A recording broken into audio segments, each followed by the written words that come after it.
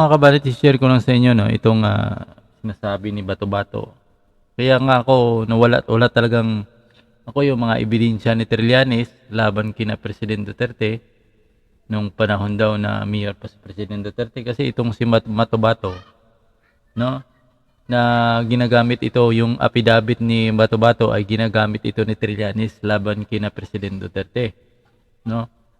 So dito mo makikita na wala talagang ano itong si Bato-Bato. Hindi ko nga, 'yun ang pinagtaka ko. Bakit yung ganitong affidavit ay tinatanggap pa sa Kongreso? Yung makaraan kasi si Trillanes ay pumunta pa sa Senate at nag-present pa ng ebidensya, at ang ginagamit niya talaga doon, mga kabanat, yung na mga ebidensya nung kay Arturo Las Cañas, no? Itong si Bato-Bato, no? Parang si Bato-Bato, isa sa mga ano kasi, no, Arturo Las Cañas, Bato-Bato. Ito si Bato-Bato dito, mga kabanat, makikita mo talaga na itong sinasabi niya wala talaga. Iwan ko lang kung bakit itong si Trillanes ay tinatanggap pa ng nagtaka nga ako, bakit itong si Trillanes ay tinanggap pa ng Kongreso nung nakarang hearing. So ito, panoorin niyo, mga kabanat. Rapist, yan ang trabaho ko.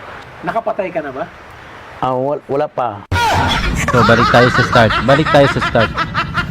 Balik tayo, ito. Almost 24 years ako nagserbisyo.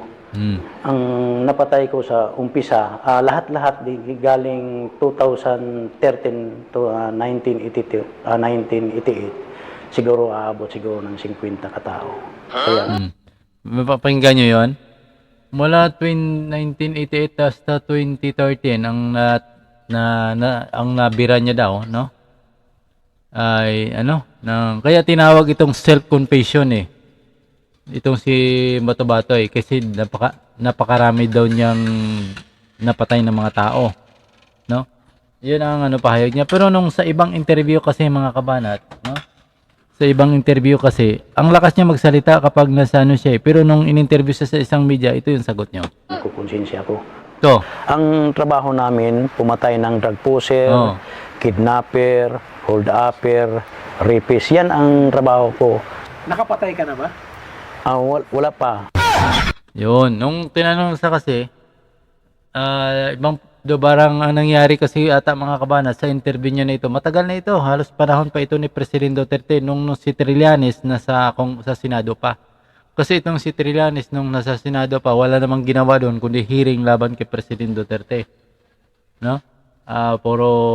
Talagang gusto niya talaga si President Duterte noon. Tapos, no, una-una kasi itong panig ito kay na President Duterte. Kinalaunan ay bumaliktad ito, mga kabanat, itong mga testigo. At yun nga, no, parang sa sobra sigurong hilo na ng utak, kung ano-ano nasasabi, no? Sa ibang portion ng video ay sinabi niya napakarami niyang pinatay, pero dito sinabi niya noon wala siyang napatay. Parang ang gulo. Kaya nagtaka ako, bakit tinanggap ito ng Kongreso? Itong testimony na ito ni Bato-Bato na sa pamamagitan ni Trillanes, kasi ito yung ginagamit ni Trillanes na mga, kumbaga, ito yung isa sa mga alas ni Trillanes na ginagamit laban kay President Duterte, sina Arturo Las Cañas at itong sina Bato-Bato, no? Yun ang ginagamit talaga na alas ni Trillanes laban kay President Duterte. Pero kung tiningnan mo kasi yung mga testimony nitong mga taong ito, ay wala talagang credibility. Kumbaga, wala talagang kakwinta-kwinta. Matakin man sinasabi niya nung una, ang sarap ng sinabi niya, tama, sinabi niya una, ganyan, ito. Almost 24 years ako nagserbisyo. Ang napatay ko sa umpisa, lahat-lahat galing 2013 to 1982, 1988. Siguro aabot siguro ng 50 katao. Klarong-klaro, no? So, mula 1986 hanggang 2013, kung susumahin daw, ang kanyang umabot daw ng 50. Pero sa ibang portion, no, kaya panood nyo, tinanong siya, ay wala naman pala siyang natumba na tao. So, makikita mo talaga, mga kabanat, na miski itong Congress, kaya nawala yung credibility ng Congress Kasi dapat mga ganitong mga affidavit, mga video na ipapalabas halimbawa ni Trillanes, nagpalabas kasi si Trillanes doon sa Quadcom, dapat hindi na pinapalabas kasi nasisira yung kredibilidad ng Senado, Kongreso. Ito yung isang ano kasi, ito yung medyo nakakasira ng imahe ng Kongreso mga kapatid, ganitong mga affidavit, ganitong mga testimony na gagamitin ng isang tao, halimbawa si Trillanes, kay si Trillanes mantang gumagamit, tapos ipe-present niya sa Congress, tapos itong tao na ito, kung susumahin mong sinasabi ay saksak sinagol, ika nga, no? Kumbaga saksak sinagol, walang dulo, walang puno, ika nga, kung ano na lang nasa utok, sa isip, yun ang isasabihin niya, di ba?